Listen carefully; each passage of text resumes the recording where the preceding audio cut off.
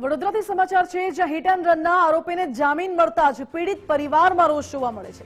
રક્ષિત ચોરસિયાને જામીન મળતા પીડિત પરિવાર ભારે આઘાતમાં છે। આરોપી રક્ષિત ચોરસિયાને કડક સજા થવી જોઈએ તેવું પીડિત પરિવારનું કહેવું છે। રક્ષિત ચોરસિયા ફરીથી અકસ્માત કરી શકે છે। રક્ષિત ચોરસિયા નશાનો બંધાણી છે તેવો દાવો પીડિત પરિવારે કર્યો।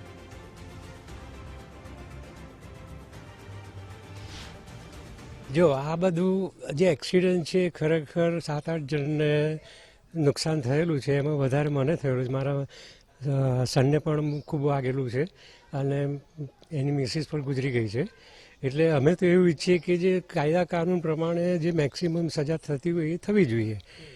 હવે એને જે બેલ મળ્યો છે એ બી અમને તો યોગ્ય નથી લાગતું, કેમ કે જો બેલ મળે તો પછી આવી રીતના કોઈ બી કોઈને અથાડી દે અને ગમે તે કરે અને પછી ફર્યા કરે તો કાયદાનો તો કશું કોઈને ડર જ નથી રહેતો।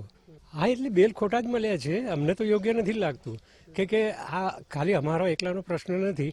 આવા તો ઘણા બી એક એવા કિસ્સા બનશે કે બન્યા હશે તો બધામાં સજા તો થતી। એને એટલું બધી જગ્યાએ વાગેલું તો અમારું પૂરેપૂરું ધ્યાન એમ જ હતું અને અત્યારે બી એમ જ છે કે મારો સર અત્યારે આપણે જે પ્રમાણે ઝડપથી ચાલીને દોડી શકીએ એ નથી। આ ઘટનાની અંદર એક મહિલાનું મૃત્યુ પણ થયું હતું।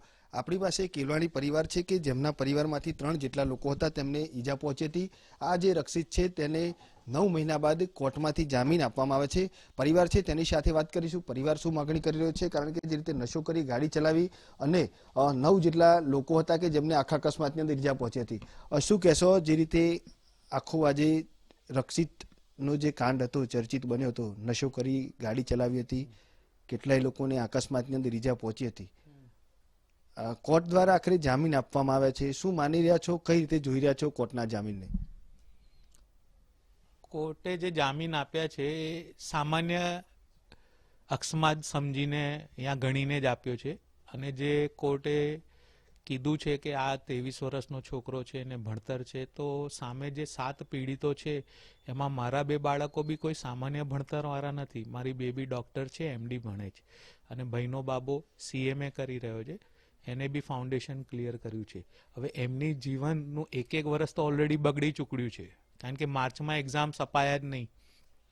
એ લોકોનું ગણિત સરકારશ્રી આ કાયદાકીય રીતે નથી દેખાતું અને જે 7 બાળકો 7 પરિવારો જે પીડિત થયા છે, 7 લોકો, એમના પણ 7, 8, 8, 9 મહિના ટ્રીટમેન્ટો ચાલી છે। એનું ગણિત લગાવો તો 7 × 56 થઈ જાય। 4-5 વર્ષ ઉપરની એક સિંગલ લાઈફનું